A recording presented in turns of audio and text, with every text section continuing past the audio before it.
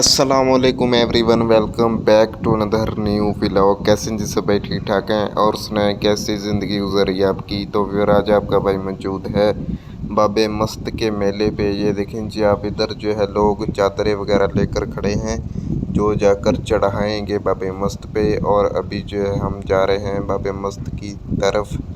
देखें जी आप, जहाँ पर जो है बाबे मस्त का मज़ार वगैरह बना हुआ है, तो हर चीज़ आपका भाई आपसे जाकर शेयर करेगा, आपको दिखाता है।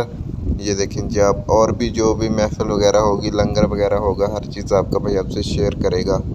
ये देखें जी आप, माशाल्लाह से कितना खूबसूरत माहौल बना हुआ है इधर।